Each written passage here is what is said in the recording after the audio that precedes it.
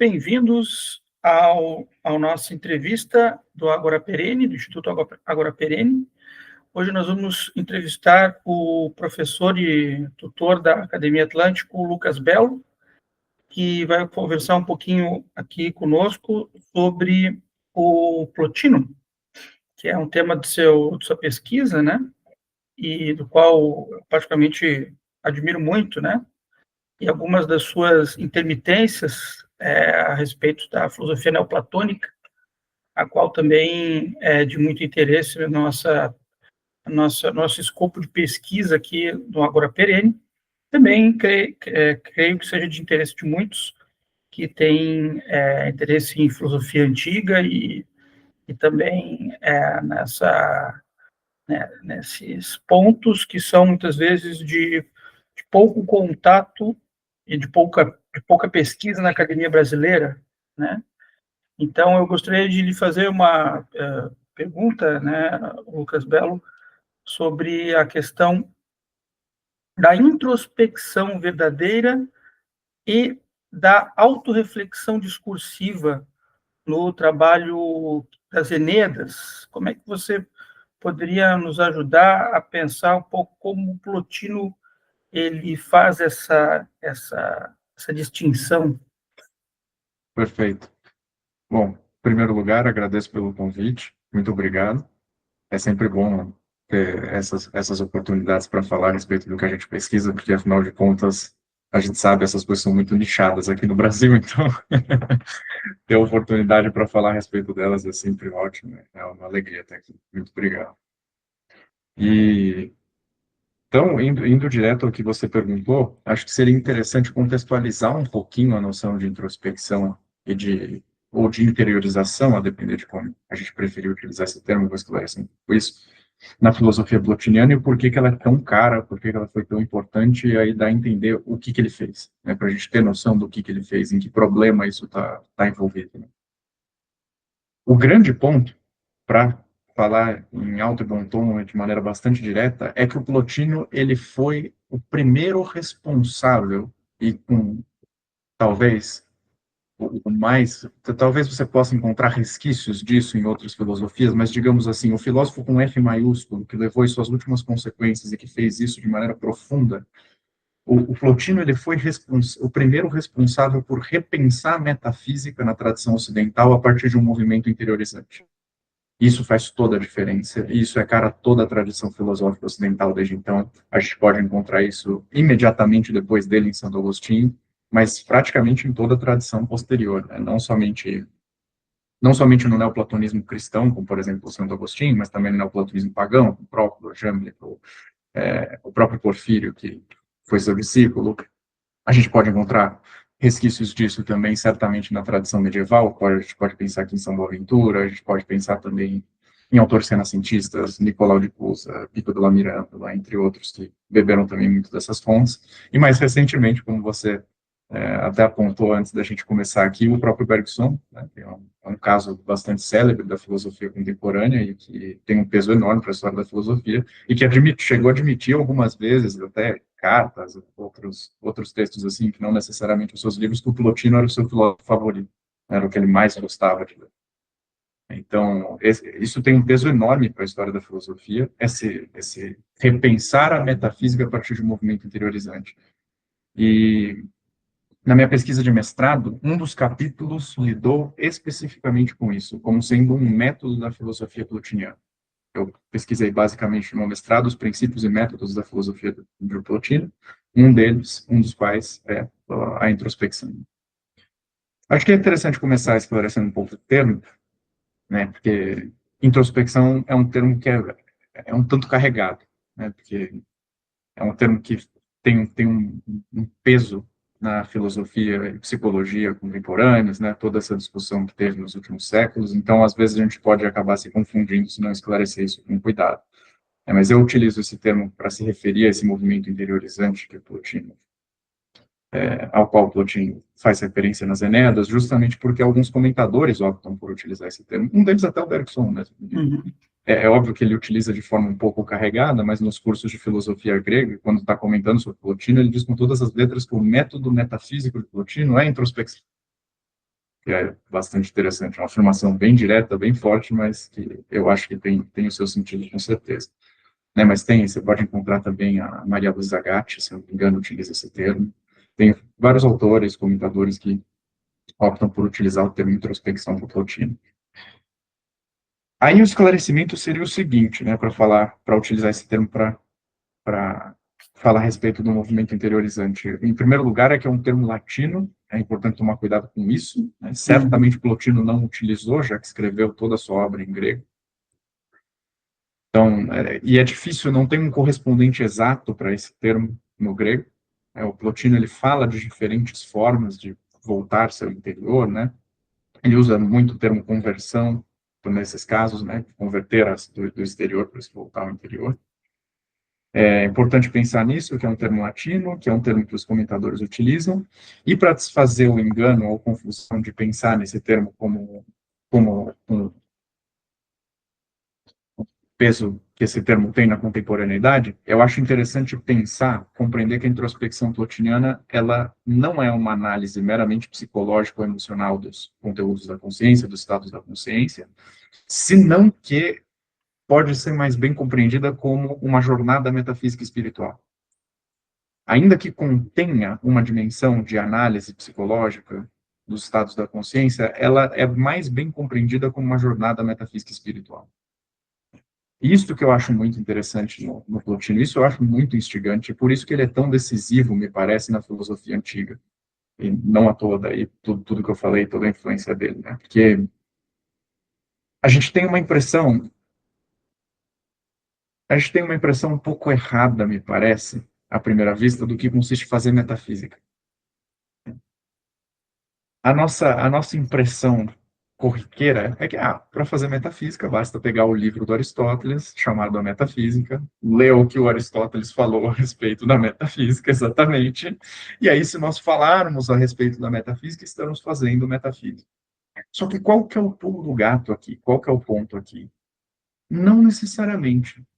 E, aliás, simplesmente não. Né? Não precisaria colocar nem esse necessariamente aqui na frase. Porque uma coisa é falar a respeito de metafísica, uma coisa é se referir a, por exemplo, o primeiro princípio, falar de substância, de forma substancial, entre outras coisas, em que, por exemplo, o livro A Metafísica de Aristóteles, de que o livro A Metafísica de Aristóteles trata. Mas uma coisa completamente diferente é contemplar esses princípios e realmente chegar à apreensão ou intelecção deles. E qual é o ponto? O que o Plotino tematizou é que é impossível fazer isso se não houver um movimento de voltar-se ao interior. Esse é o principal ponto. Porque a alma, o interior, aquilo que ele está chamando de interior, aliás, é até interessante isso, é alguma coisa que foi bem cara também a Santo Agostinho, ele é alguém que utiliza o termo homem interior, ele usa esse conceito, e o homem interior, para ele, é a sua alma, né? Porque a alma, para o Plotino, é o ponto de acesso dos primeiros princípios, ou melhor, dos princípios mais elevados. Ela é o ponto e a porta, digamos assim, que nos permite acessar os primeiros princípios. Então, não tem como prescindir de passar pela alma para alcançar os primeiros princípios. Essa é a ideia. Se você quiser contemplar os primeiros princípios, contemplar o uno, que para Plotino se identifica o próprio divino, a própria divindade, se você quiser contemplar as ideias suprassensíveis, o ser em si mesmo, você não pode fazer isso senão passando primeiro pelo degrau que, digamos assim, leva até eles, que é a própria alma. É o primeiro passo de desvio de algo exterior e material para algo interior e imaterial. Eu estou falando bastante, era isso mesmo, né? Se vocês quiserem, podem me interromper, fiquem à vontade. Se eu estiver fugindo um pouco da pergunta, você fala aqui, tá? Mas o ponto principal que eu acho, a gente pode esclarecer, na verdade, esse ponto, a partir do banquete de Platão, se a gente lembrar do banquete. Eu gosto sempre de utilizá-lo, porque até o Plotino faz referência ao banquete quando fala a respeito disso em alguns tratados, né? Porque aí acontece mais ou menos com o banquete também aquilo que eu havia falado a respeito da metafísica de Aristóteles. A gente pensa que fazer metafísica basta ler o livro Metafísica e falar a respeito de metafísica. E a gente pensar o análogo, mais ou menos, quando lê o Banquete de Platão. Isso é uma experiência que tem sido recorrente para mim, sempre que eu vou falar a respeito do Banquete. É um dos livros mais célebres de toda a história da filosofia. Quase todo mundo conhece, quase todo mundo leu ou já teve alguma aula a respeito dele. Quase todo mundo sabe que o Sócrates discursa, que ele fala que aprendeu algo a respeito do amor por meio de uma mulher chamada Diotima e que ela lhe ensinou algumas coisas. E estas coisas, ou melhor, e que o principal destas coisas foi que a filosofia é uma atividade amorosa e que essa atividade amorosa está relacionada com um desejo pela beleza, e que esse desejo pela beleza se realiza na medida em que se contempla de belezas menos elevadas a belezas mais elevadas. Né? Você parte delas como que subindo de degrau em degrau até que alcance a beleza em si mesma, que é a única capaz de satisfazer aquele desejo ou anseio que o homem carrega dentro de si. Basicamente, todo mundo sabe disso. Uhum. E todo mundo sabe também que na hora de falar a respeito dos degraus da beleza, o Platão ele como que hierarquiza as coisas. Então ele fala que o primeiro degrau são os corpos, o segundo degrau são as almas, o terceiro degrau são as ideias, e aí você escala as ideias mesmas até que encontra a ideia de beleza em si mesmo. E eu acho sempre interessante pegar as pessoas quando fazem referência ao banquete num ponto desses degraus aqui. Porque tudo bem, contemplar a beleza de um corpo é fácil. Quando você fala contemplar a beleza de um corpo, todo mundo entende. Ah, contemplar a beleza de um quadro, você vê. Contemplar a beleza de uma música, você ouve. Mas e a beleza de uma alma? Parece óbvio, não? A gente lê no banquete e a gente dá isso por certo, dá por óbvio. Ah, Platão falou que você contempla a beleza de uma alma depois de uma ideia. Em que consiste contemplar a beleza de uma alma?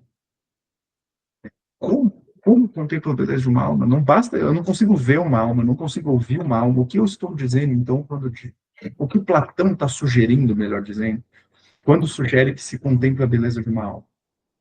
E essa é uma pergunta que o Plotino se faz na Eneida 1.6. Ele se pergunta como contemplar a beleza de uma alma.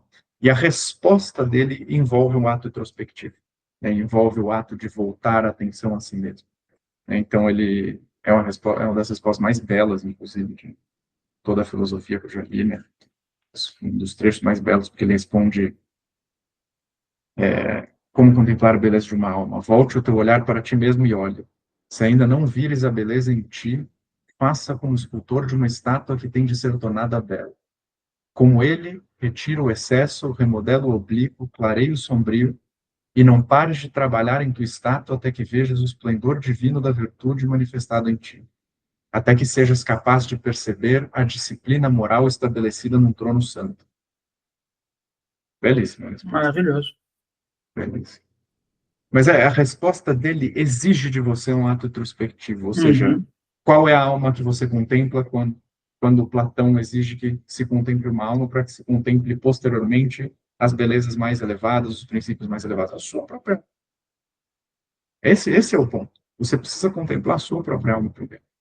E esse é o passo, se a gente pensar aqui no banquete de Platão, o primeiro passo que foge do material ao imaterial é a contemplação da própria alma. Bom, eu falei demais. Se quiser falar alguma coisa. Não, por favor.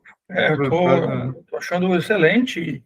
E esse eu acho que é um caminho que já vem até, se você for olhar estudos contemporâneos do Pierre Hadot, por exemplo, naquele livro Exercícios Espirituais e Filosofia Antiga, ele vai analisar os hiponematas gregos, né?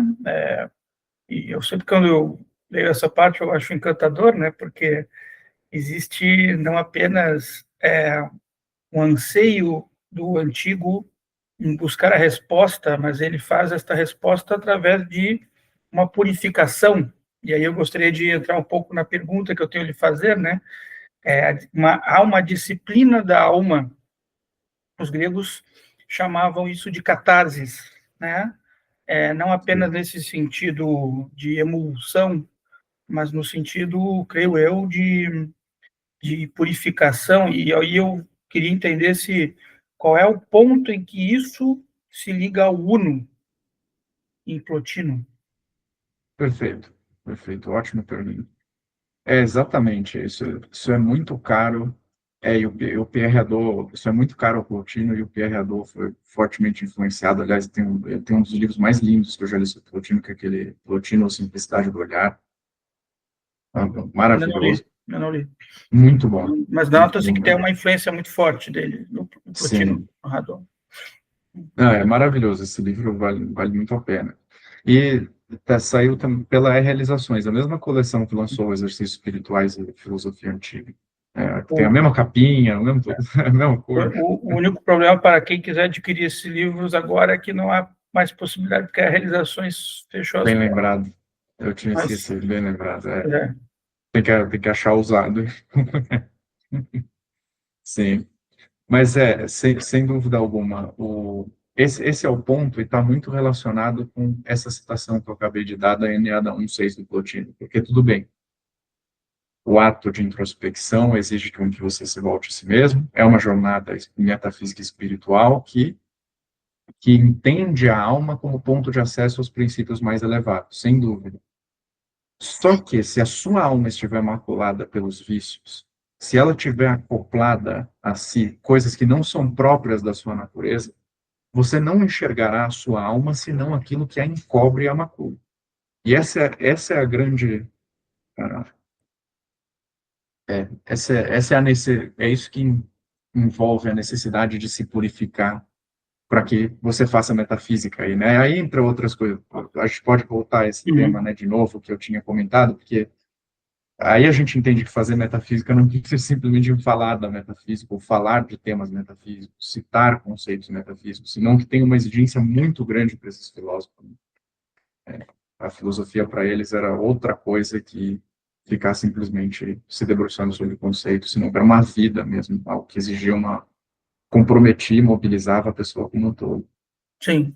Mas sim, o grande ponto é este. Plotino ele chega a dizer, não é nada um seis mesmo, que ah, o que nos impediria de contemplar os primeiros princípios na alma, a partir da própria alma, seria o fato da gente encobrir ela com os nossos próprios vícios. Ele chega a definir feiura dessa maneira, se eu não me engano.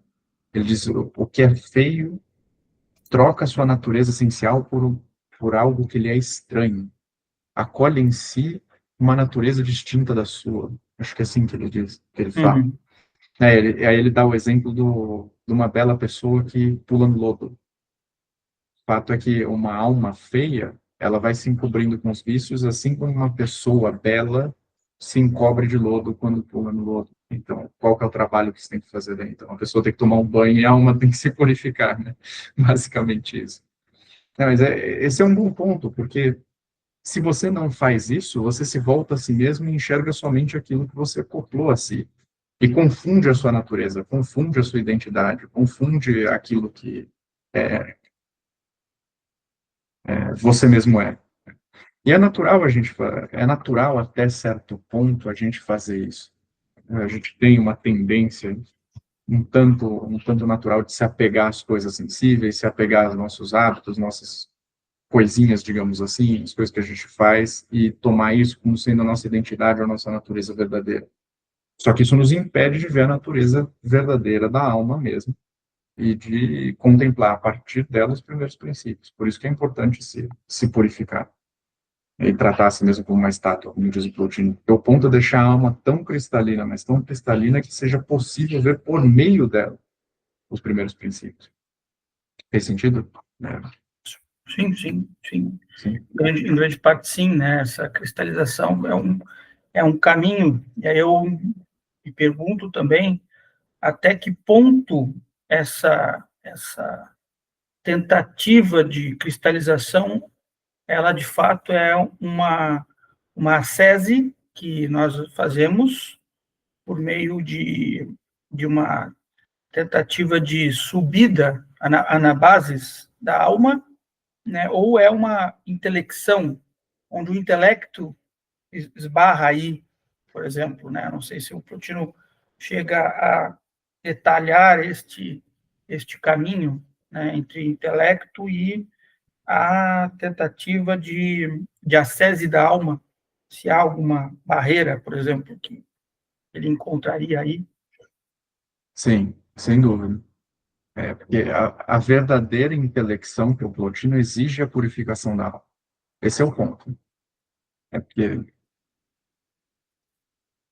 o Plotino, é muito cara ao Plotino aquela distinção que o Platão estabelece na República entre dianoi e nous, entre Uhum, o trabalho dianoético da razão, a racionalidade discursiva, que procede temporalmente, em termo após termo, frase após frase, premissa após premissa, conclusão, e por aí vai, do trabalho intelectivo que a nossa tendência atual seria traduzir por algo como intuição, uma apreensão imediata da essência, basicamente, uhum, que seria a noesis. uhum, E o ponto é, a noesis é muito mais complicada de acessar, ela é muito mais, ou melhor, ela é mais exigente do que a dianoia, né, o trabalho dianoético da razão. É muito mais difícil contemplar verdadeiramente ou inteligir verdadeiramente uma ideia. Por isso, daí toda a exigência platônica mesmo de que se viva a filosofia como pão de cada dia, como chega a dizer na Carta Sétima, as exigências que ele coloca ao filósofo ou ao dialético na República, entre outras coisas. Essa distinção é muito cara ao Plotino. Então, óbvio, ela é muito cara ao Plotino, isso faz com que haja uma distinção entre simplesmente discursar a respeito dos primeiros princípios e contemplá-los e intelig-los verdadeiramente, e o fato de a alma ser necessário a alma purificar-se para que seja capaz de inteligir ideias suprassensíveis e os princípios mais elevados, tem um fundamento e uma razão de ser na própria estrutura metafísica do Plotino. Porque o nosso intelecto particular, ele é participado de um intelecto, ele participa de um intelecto universal, perfeito, que é o próprio intelecto divino, que é o nous, o ser em si mesmo, o intelecto divino, de que fala Aristóteles, por exemplo, na Metafísica. E se a gente observar a estrutura metafísica plotiniana, ele divide basicamente em três princípios fundamentais. Ele tem o primeiro princípio, que é o uno, o segundo princípio, que é o nous, que é o intelecto divino que contempla a si mesmo em eterna beatitude, que é o ser em si mesmo, e o terceiro princípio é a alma. E essa alma é uma alma universal, perfeita, mas que, conforme vai se encantando com a natureza material, se particulariza em corpos, né? Daí a gente pode, isso é a parte mais complicada da filosofia do Plotino, a gente não uhum, precisa entrar tanto aqui. Mas o ponto é, para acessar o princípio de cima, para que você tenha acesso ao intelecto, ao nous, que é onde estão todas as ideias platônicas e materiais perfeitas, suprassensíveis, onde é o lar da beleza e da verdade, onde está o ser em si mesmo, aquilo que é objeto mesmo objeto de desejo da nossa intelecção, da nossa contemplação, você precisa passar pelo degrau anterior da alma. Só que você não vai passar sequer digamos assim, no interior do princípio da alma, a alma universal, se você não estiver purificado, porque a alma uhum, universal, pelo Plotino, ela é purificada, que é a mesma alma, por exemplo, que, que governa os céus. E ele diz que essa alma é perfeita, pura, não tem mácula, assim como os céus se movimentam perfeitamente, tem uma grande beleza e por aí vai. Então, o, por isso daí está muito relacionado com o que você falou também do tema do ascetismo na filosofia dele, porque tudo isso envolve uma escalada nos princípios, essa purificação da alma é absolutamente necessária e sem ela você não intelige verdadeiramente as coisas. Você uhum, pode falar das coisas. É até difícil de explicar esse tipo de questão no Plotino, porque praticamente tudo que a gente fala a respeito dele está relacionado de alguma forma com a metafísica inteira. Então, isso sempre é uma dificuldade sem esclarecer a metafísica inteira dele. Mas eu acho que o ponto de acesso aqui, que talvez facilite bastante as coisas, é a distinção entre dianoi e nous. E o que se uhum, faz, o que se pode fazer discursivamente e o que se faz intelectivamente, como que por intuição. Essa é a grande dificuldade, porque falar a respeito das coisas é fácil. Esse é o ponto. Falar a respeito da metafísica, dos primeiros princípios, isso é muito fácil. Mas inteligi-los verdadeiramente, esse é o desafio. Ser capaz de inteligir um princípio, ser capaz de inteligir uma ideia suprassensível e material, esse é o grande desafio. Sim. E o Plotino, ele chega mesmo a acusar alguns, vou usar um exemplo bem direto, ele chega a acusar os gnósticos de não fazer isso. No seu na Enéada 2:9, que se chama Contra os Gnósticos, que para ele, só para dar algum contexto, os gnósticos servem o mesmo propósito que os sofistas servem na obra de Platão ou Plotino. Eles são um exemplo de antifilósofo. O Plotino não gostava, pelo menos, destes gnósticos que tinham algum contato com as aulas dele, que frequentavam, discutiam, e que ele diz que estavam tentando, de alguma forma, sabotar as aulas dele, pegando alguns alunos dele, transformando em gnósticos. Esses aí ele não gostava nada. E ele chega a acusar os gnósticos de fazerem exatamente isso, de dizerem muitas coisas, mas não as inteligirem verdadeiramente, não as contemplar verdadeiramente. Então, por exemplo, ele... E, aliás, lembrando agora, é um ótimo exemplo, porque ele critica os gnósticos justamente na questão da virtude. Ele diz que os gnósticos desprezavam as virtudes, e não somente as desprezavam no sentido prático, senão que intelectual. Eles não ligavam para o tema das virtudes para discernir a respeito de qual é a melhor, quais são as virtudes que devem ser cultivadas, etc. E realmente faz, porque essa acusação do Plotino tem um grande sentido, tem uma grande razão de ser, porque os gnósticos creem que nós estamos presos num mundo maligno, feito por um demiurgo, um artesão maligno, e que o nosso propósito é se libertar desse mundo. E as virtudes foram feitas para esse mundo.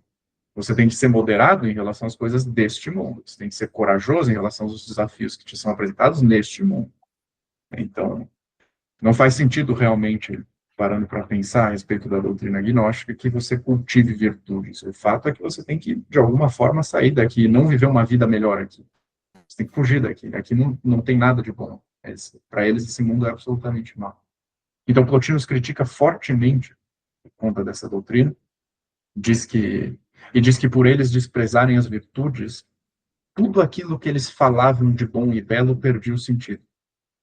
Então, ele cita um exemplo concreto, ele diz, os gnósticos têm um preceito, abre aspas, contempla Deus, fecha aspas.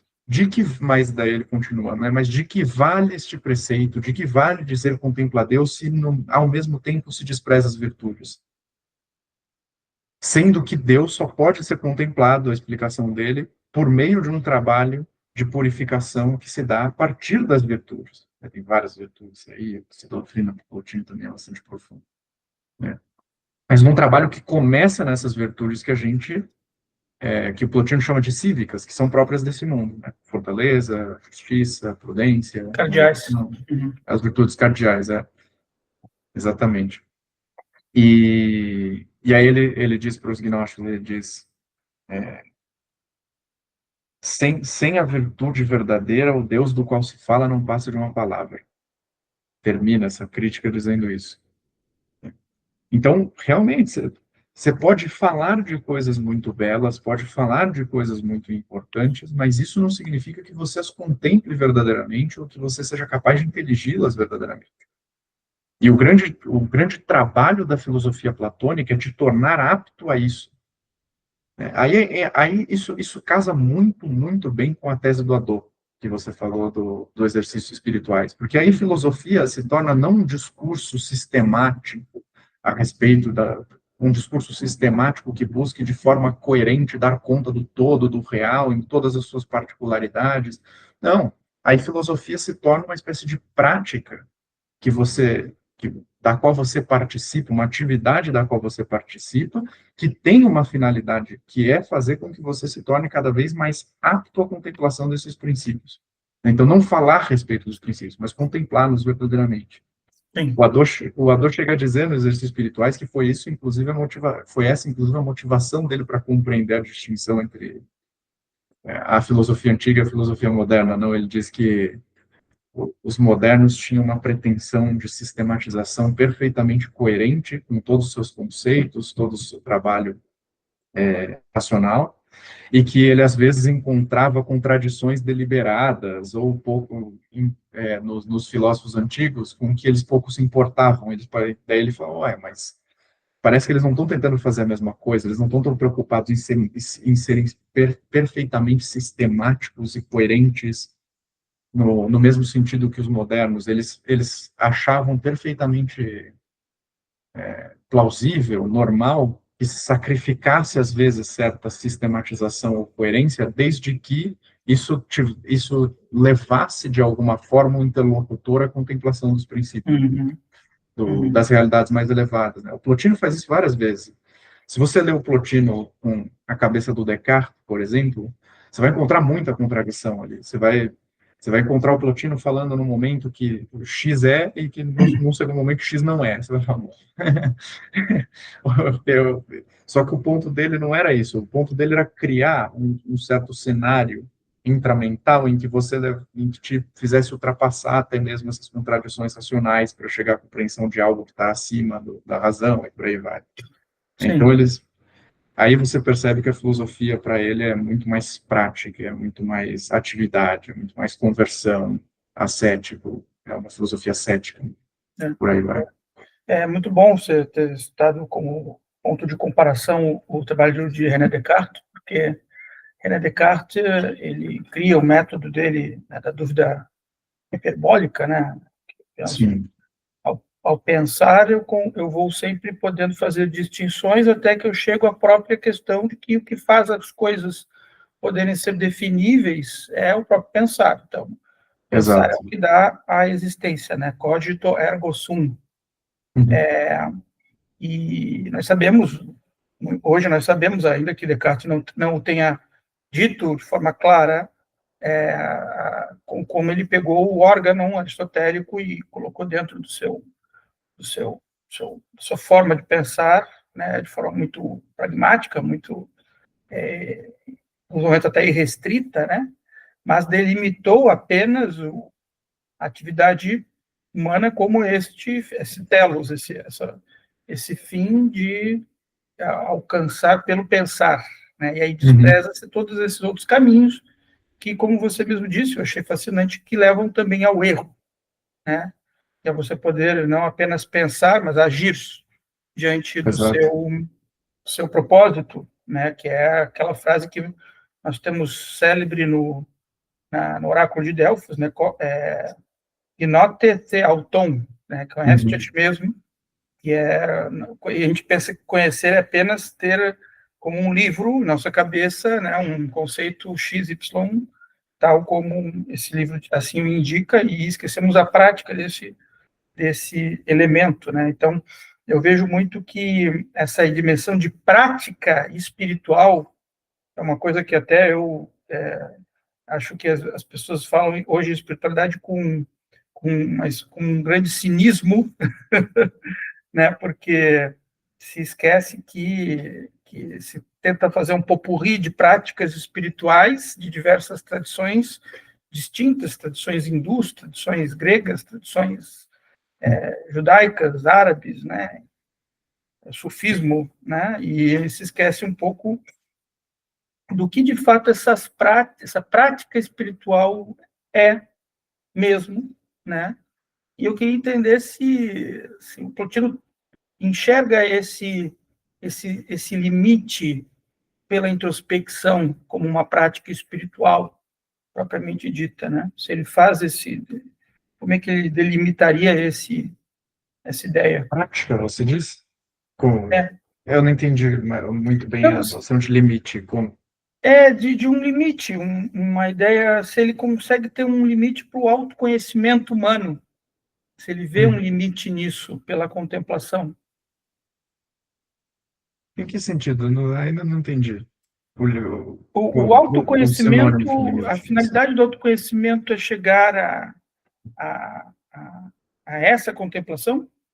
Perfeito, perfeito, ótimo. Tá, ótima pergunta. O ponto seria mais ou menos o seguinte: o autoconhecimento só se resolve nessa contemplação. Só se resolve perfeitamente nessa contemplação. Aliás, o Plotino é um grande ponto de virada, tem a ver com aquela perspectiva de pensar toda a filosofia e a metafísica, em particular, a partir do movimento interiorizante, porque O conhece-te a ti mesmo em contexto socrático deságua em questões humanas e práticas. Isso nos atesta Xenofonte. Se a gente voltar ao Xenofonte, ele diz que aquilo que interessava ao Sócrates eram sempre questões práticas, do dia a dia, cotidianas, virtudes que pudessem ser aplicadas nas nossas ações, nas nossas famílias, e por aí vai, né? Nossas relações, entre outras coisas. Então, o Sócrates estava sempre interessado com questões do tipo, o que é o piedoso, o que é o ímpio, o que é o belo, o que é o feio, o que é o justo, o que é o injusto, questões que têm uma correspondência prática, ou implicam uma prática de maneira muito direta. Mas o conhece-te a ti mesmo em contexto plotiniano deságua não em questões humanas e práticas, senão em questões divinas e teóricas. Porque a tese do Plotino é que é impossível conhecer-se a si mesmo suficientemente sem ultrapassar-se.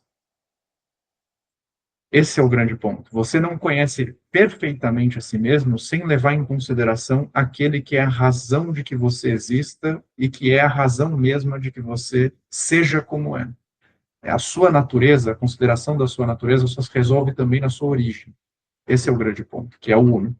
É o que é Deus, o Plotino. O Plotino chama o uno de pai, inclusive, faz algumas coisas que são bem curiosas, que a gente não esperaria de um filósofo pagão. Que pai parece algo bem próprio do cristianismo. Do cristianismo, exatamente. Tem um trecho, estou citando bastante, a Enéida 1,6 mesmo, ele chega a dizer que, ele diz que, ele diz, ele compara a nossa condição com a de Odisseu, que nós devemos fazer como Odisseu e buscar a nossa pátria, que é o lugar onde nosso pai está. Pai é Deus. Ele diz em outro lugar também, porque que as almas esqueceram seu pai, que é Deus, e ignorar tanto ele quanto a si mesmo. Né? Ele usa várias vezes a palavra pai para se referir ao que é muito curioso, mas o ponto dele é esse: você não conhece perfeitamente a si mesmo sem ultrapassar-se. E a analogia que ele usa deixa isso muito claro. Ele pensa os princípios e a maneira como eles estão organizados e hierarquizados da mesma forma, de forma análoga a uma cadeia de círculos concêntricos, em que o uno representaria o centro de todos os círculos, que tem o mesmo centro, não? Por isso círculos concêntricos, em que o uno representaria o centro, o nous, o intelecto, o ser em si mesmo, representaria o primeiro círculo em torno desse centro, e a alma representaria um terceiro círculo ainda maior que abarcasse tanto o primeiro círculo quanto o centro, né? Por que é interessante usar a analogia de círculos concêntricos? Porque um círculo só é conhecido em razão do seu centro. Se você pegar a definição clássica de círculo, qual é? É uma figura geométrica cujos pontos são todos equidistantes do centro. O centro, ele não só está no círculo, como, por exemplo, ou melhor dizendo, o centro não está num círculo da mesma forma que, por exemplo, um ingrediente está num prato de comida. Né? Um ingrediente está numa torta, por exemplo. Ele não tá num círculo dessa forma, senão que ele está num círculo a modo de princípio. E você só entende o círculo em função do centro. O centro é princípio do círculo. E você não compreenderia o círculo se ele não fizesse referência alguma a seu centro, ele sequer haveria o círculo. Algo análogo acontece com a nossa alma.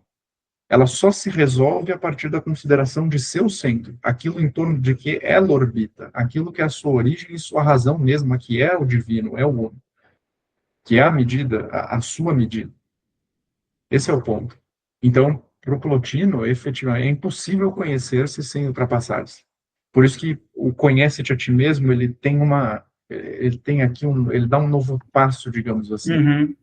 Que, aliás, a gente pode, de alguma forma, já encontrar esboçado e vislumbrado em Platão, em Sócrates.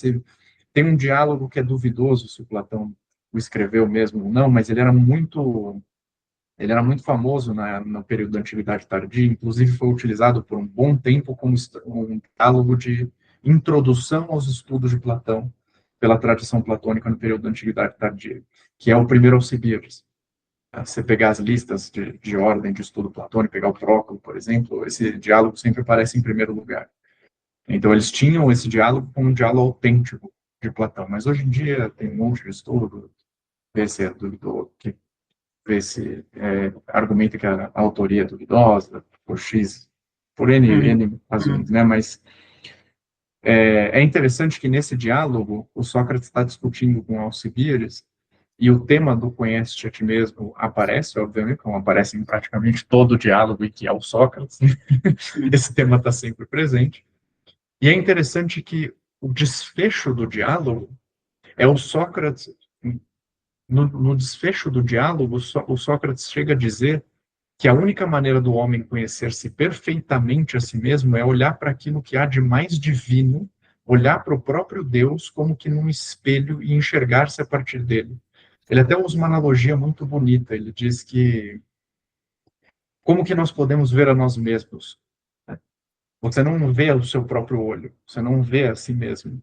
Você vê, mas você pode ver a si mesmo a partir da pupila, a partir dos olhos do seu interlocutor, daquele com quem você dialoga. Uhum. E aí ele propõe que a forma da alma conhecer-se a si mesma é olhar para os olhos de Deus e ver-se refletida neles, né?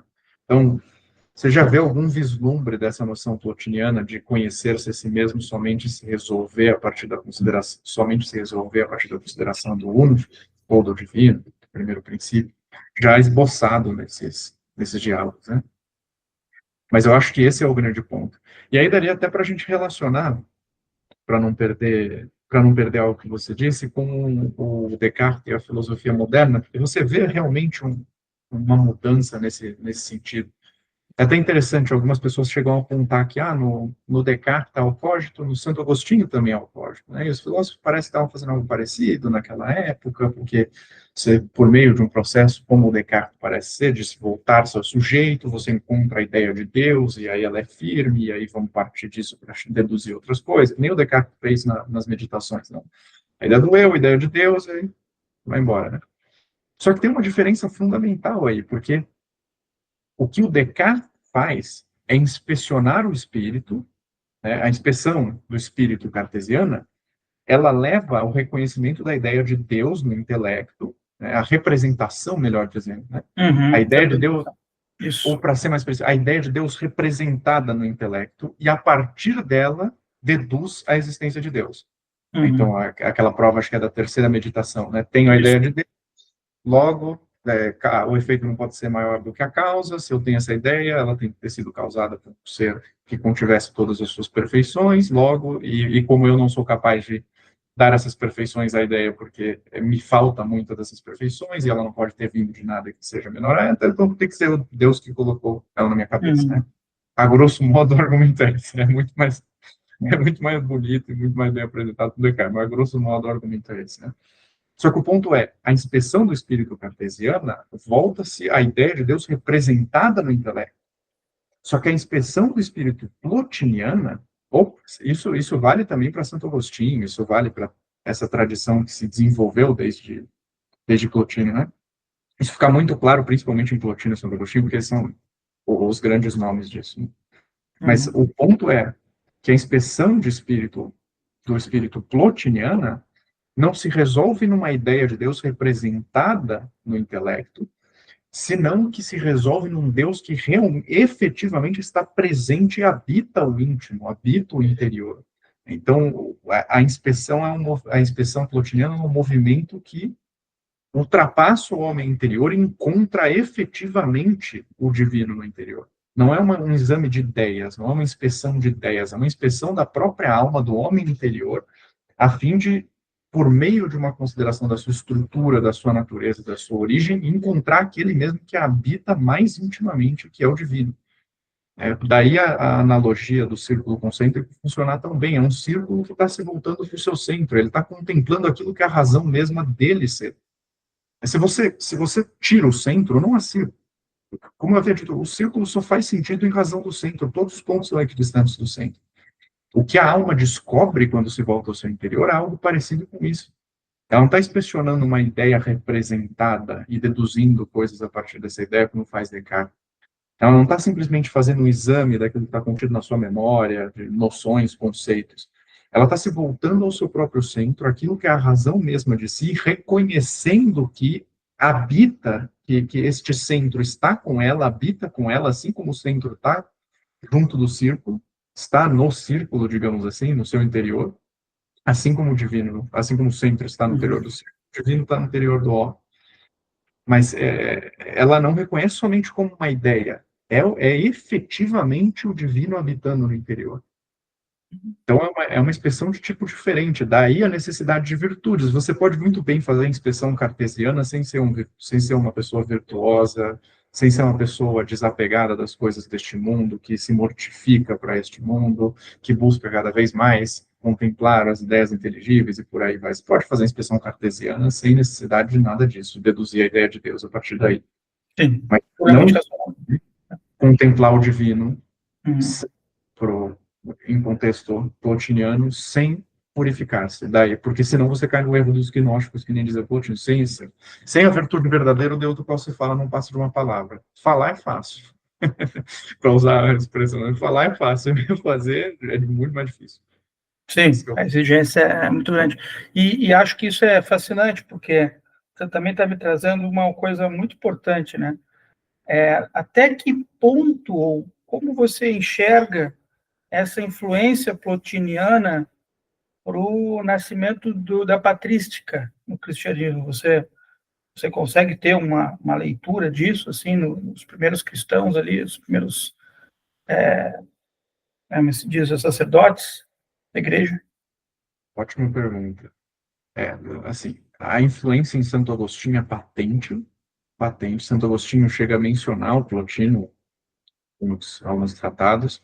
Me vem à mente o Verdadeira Religião, que logo no início ele faz um exame de todas as ideias das principais ideias filosóficas que antecederam o advento do cristianismo, que para ele é a verdadeira filosofia. Então ele faz um exame de Sócrates, Platão, até se faz algumas perguntas bem curiosas. Eu gosto muito dessa parte inicial da verdadeira religião, porque ele se pergunta se ele se faz a seguinte pergunta: se Platão estivesse vivo hoje, fosse 100% coerente com a sua filosofia, respondesse as minhas perguntas de maneira 100% sincera, será que ele seria cristão? Será que ele concordaria comigo, cristiano? E a resposta que ele chega é sim. Né? Ele faz um exame da filosofia Uhum. platônica e chega à conclusão de que sim. E aí, no fim, ele diz: não à toa todos os platônicos estão se tornando cristãos.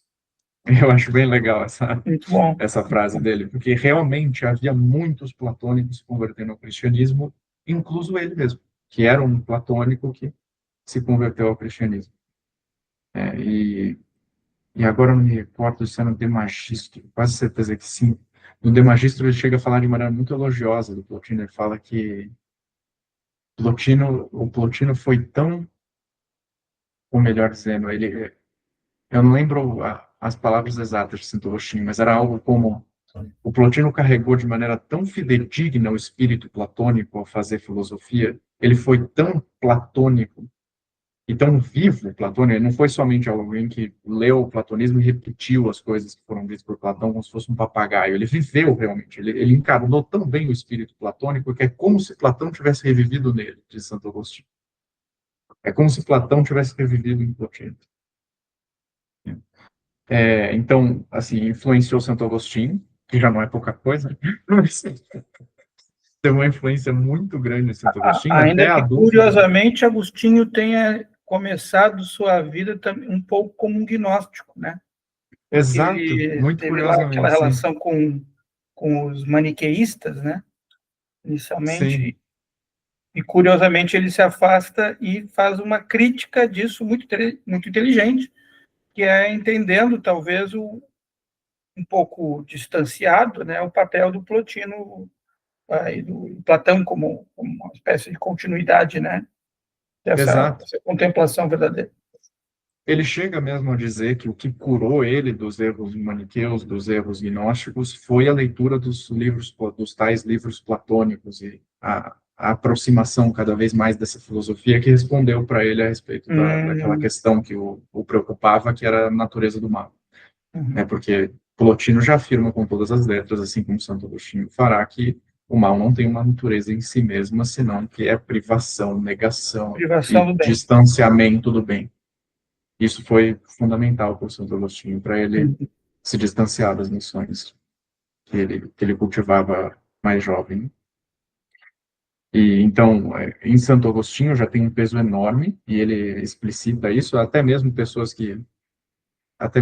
pesquisadores que chegam a se perguntar se talvez Santo Agostinho, chegam a se perguntar se Santo Agostinho teria lido Platão na fonte mesmo, ou só teria tido contato com livros platônicos, que seriam Plotino, ou talvez alguns outros platônicos, médio-platônicos, né, que vieram antes.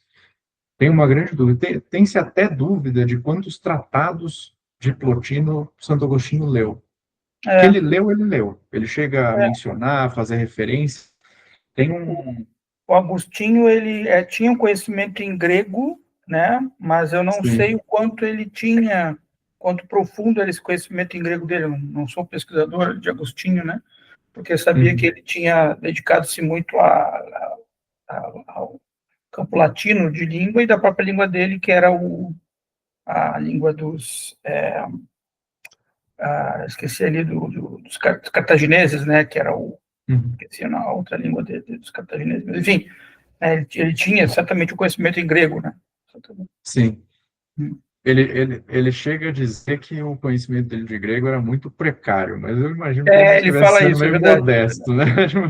Pode ser que sim. Estava sendo um pouco modesto, tenho a impressão.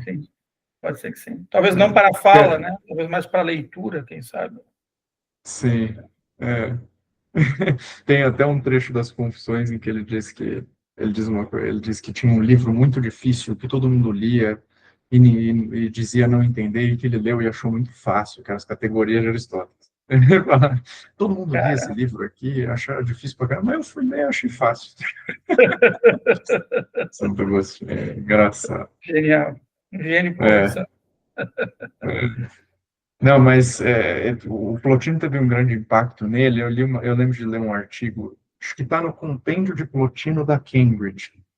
Sabe aquelas edições, acho que sai por uma editora Ideias e Letras, tem aqueles compêndios, companions, sabe, da Cambridge. Tem o de Plotino, se eu não me engano, o último é a influência de Plotino no neoplatonismo, perdão, no Saiu cristianismo. uma tradução desse compêndio, então. Sim, sim. Tem algumas edições aqui em português, né? E eu acho que é o último artigo que tem aí desse de Plotino é de um autor chamado John Rist. E o artigo é sobre a influência do neoplatonismo no cristianismo, ou o neoplatonismo cristão, em grande parte como Plotino influenciou os padres da igreja, principalmente Santo Agostinho. E comentando sobre Santo Agostinho, ele diz algo que é surreal. Ele diz que na prática, assim, melhor. Mas o que a gente pode afirmar com certeza é que Santo Agostinho deu 3 ou 4 tratados. O resto ele não sabe. Plotino escreveu 54. Escreveu muitos tratados. Santo Agostinho, com certeza, a gente pode afirmar que leu 3 ou 4. E um argumento que o John Rist faz no artigo é de que é provável que Santo Agostinho somente tenha lido uns 3 ou 4 tratados mesmo, só que ele foi tão sagaz e tão perspicaz que produziu, a partir desses tratados, o resto da filosofia na Platão.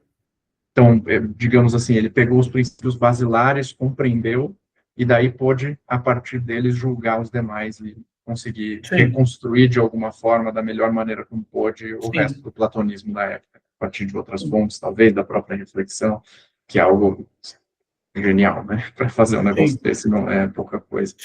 Então, em Santo Agostinho, a influência é muito forte, e daí tudo que vem depois e bebe de Santo Agostinho certamente deve muito de si a Plotino.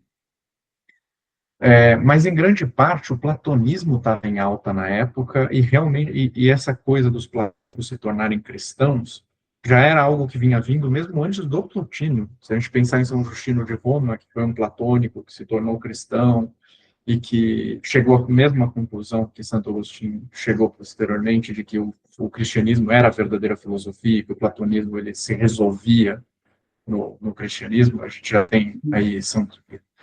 tem aí um exemplo anterior a Plotino. Justino Mártir, né, que você está fazendo referência, né?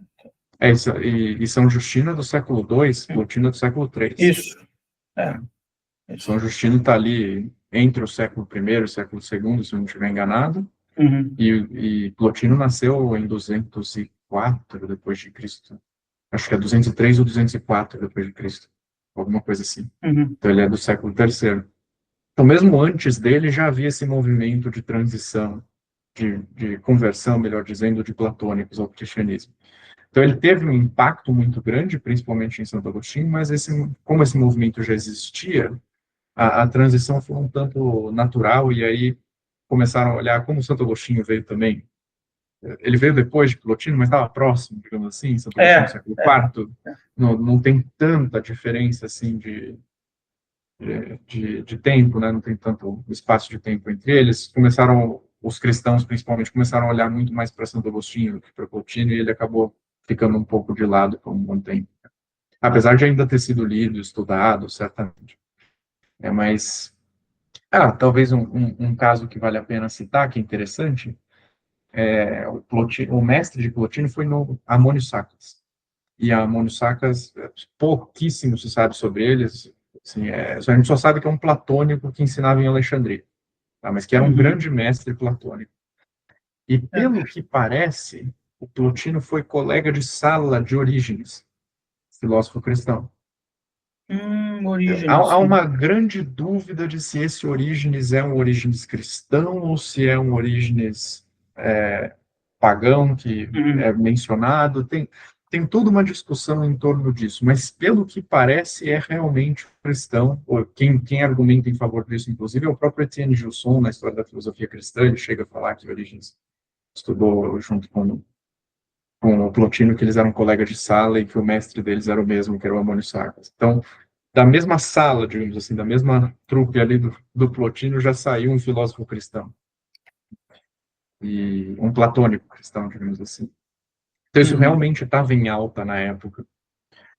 Tanto que, e aí a gente tem uma influência contrária também, que vale a pena ser citada, o Plotino, ele não participa da discussão que começou a fervescer na época, que começou a ganhar muito peso na época. Ele se mantém à parte, mas os seus discípulos diretos já participam, que é a discussão entre platonismo pagão e platonismo cristão. Isso houve uma discussão muito forte, muito acirrada, com grande animosidade também, justamente nessa época, justamente logo depois da geração de Plotino. Então, o Porfírio, por exemplo, que foi discípulo direto do Plotino, escreveu um tratado chamado Contra os Cristãos. Contra os Cristãos, exatamente. Eu ia citá-lo exatamente agora. Exatamente. Então, o Porfírio, e é interessante porque, assim, eu gosto de ver como esse debate foi se desenhando, porque ele foi muito, é um debate que é muito esclarecedor de como as coisas se desenrolaram posteriormente, por exemplo, para que o período medieval surgisse, não? Como surgiu, porque os pagãos começaram a se fragmentar internamente. Eles começaram a discutir não só com os cristãos, mas entre si também. Aí você já vê esse movimento no Porfírio e no discípulo dele, que é o Jâmblico. Porque o Porfírio foi discípulo de Plotino, não era um platônico de carteirinha como Plotino, inclusive a grande discussão de se ele se manteve fidedigno ao neoplatonismo plotiniano, a um platonismo mais ortodoxo, ou se ele acabou comprando muito mais as teses aristotélicas no final da vida, daí até o seu tratado mais conhecido, que é Isagogé, os comentários às categorias, entre outras coisas, não? Mas o Porfírio é um caso interessante. Ele é o caso de alguém que prezava menos por uma filosofia pagã e mais por uma filosofia purificada de influências religiosas. Para o Porfírio, a filosofia era o caminho que nos levava ao divino, que nos leva a Deus. É o caminho que nos leva a Deus. Então, ele chega a criticar até mesmo ritos pagãos no tratado, eu esqueci o nome agora, mas é o tratado dele contra se alimentar de animais, é algo próximo do vegetarianismo da época. Foi traduzido esse tratado recentemente. Eu sim, esqueci o nome específico do tratado, mas é o tratado em uhum, que ele defende o tipo de vida vegetariana, algo muito sim, parecido com isso, né? sim, E nesse tratado ele chega a dizer, a criticar algumas práticas pagãs, por exemplo, de sacrifício de animais, e chega a questionar não, o que os deuses vão fazer com isso, né? Que o deus imaterial, que tem tudo, é perfeito, e não precisa de nada, vai fazer com um animal sacrificado. Então, ele é alguém que se põe, ele escreve um tratado contra os cristãos, mas ele também não tem grande apreço pelo paganismo, ele também não se coloca tanto ao lado da tradição religiosa pagã. Ele uhum, chega, na verdade, a advogar por uma espécie de filosofia com prática purificada da influência religiosa, que ela mesma, por meio desse processo ascético que a gente descreveu, de interiorização e de purificação e etc., levasse aquele que é a contemplação da divindade. Então, aquele uhum, negócio de precisar de outras coisas para alcançar a divindade, ele recusa. A filosofia pura é aquilo que nos leva. A filosofia é aquilo que efetivamente nos leva à contemplação do divino. Só que o seu discípulo, aquele que veio logo depois dele, que foi Jâmblico, já se revoltou contra ele e já quis, digamos assim, construir uma filosofia que tivesse por finalidade uma fundamentação rigorosa da tradição pagã, né? E ele foi alguém que participou mais ativamente aí, apesar de Porfírio ter escrito um tratado contra os cristãos, o Jâmblico, por ter sido uma espécie de apologeta pagão, se é que a gente pode colocar assim, ele uhum, participou daí, acho que de maneira mais ativa mesmo nesse debate platonismo pagão, platonismo cristão, porque você enxerga muita coisa na filosofia dele que aparece de forma espelhada do que estava acontecendo no cristianismo. Então, por exemplo, ele coloca a teurgia acima da filosofia, assim como os cristãos colocavam a teologia acima da filosofia. uhum, Ele ele escreve uma biografia de Pitágoras, em que Pitágoras é um homem mágico, com poderes divinos, que é capaz de fazer milagres para, de alguma forma, contrapor a figura de Cristo que havia no cristianismo e outras coisas que, de alguma forma, precisavam fazer frente culturalmente e filosoficamente àquilo que os cristãos faziam do lado. Então, ele foi alguém que participou mais ativamente. Só que como já nasce de uma cisão e a proposta do Jamblick foi muito fora da curva, ele não conseguiu fechar todas as pontas, ele tentou buscar muitas religiões diferentes para poder juntar tudo, foi uma espécie de ecletismo religioso, digamos assim, e o tiro acabou saindo pela culatra, ele não conseguiu desenvolver uma tradição que seguisse os seus próprios ensinamentos, então isso se perdeu muito rápido, e aí o último resquício de um neoplatonismo pagão que a gente tem mesmo, o último respiro, é Proclo, já séculos depois, e depois dele, o neoplatonismo pagão praticamente desaparece, né? Mas Proclo, Proclo é muito mais parecido com Plotino do que com Jâmblico. Ele é alguém que preza muito por uma filosofia rigorosa, que sistemática, e se mantém um pouco à parte dessas questões mais religiosas. Ele fala, mais do que Plotino, né, dessa parte da religião, mas ainda assim não chega a ser do mesmo nível do Jâmblico. Só que o ponto é, eles tiveram muitas contradições no próprio interior de como isso se desenvolveu, diferentemente do cristianismo, em que a coisa foi tomando uma certa unidade, digamos assim, né? Como o Santo Agostinho disse, os platônicos se tornavam cristãos, viam no cristianismo a verdadeira filosofia, viam no cristianismo a realização das promessas que existiam na filosofia, que a filosofia fazia a eles. Isso levou com que as coisas casassem melhor, né? No, Você percebe na filosofia do Jâmblico que ele não conseguiu dar conta perfeitamente bem de algumas coisas, né? Então, para citar um exemplo concreto, não ficar só assim, como se eu estivesse julgando da boca para fora, né? Uma pergunta que a gente pode muito razoavelmente se fazer na filosofia platônica, levando em consideração o paganismo, é onde se encontram os deuses gregos? Onde se encontram os deuses do panteão? Porque tudo bem, para o cristianismo, a coisa funciona razoavelmente bem. Você tem uma divindade transcendente, superior a todas as outras, você pega a ideia de bem platônica e identifica essa divindade, e tudo mais vai seguindo disso. Você aí consegue casar as coisas razoavelmente bem, como diz o próprio Santo Agostinho nas Confissões, né? que no princípio era o verbo, que o verbo estava com Deus e que o verbo era Deus, isso eu encontrei nos livros platônicos. Isso eu encontrei. Que o verbo se encarnou, eu não encontrei, mas isso aí eu encontrei. O verbo se fez carne, habitou entre nós, eu encontrei. Então, a correspondência é mais clara. Mas no paganismo não é claro, né? No esquema platônico da realidade, se a gente pegar a metafísica plotiniana mesmo, onde se encontrariam os deuses gregos? Eles são o quê? Eles são almas, então eles são como nós.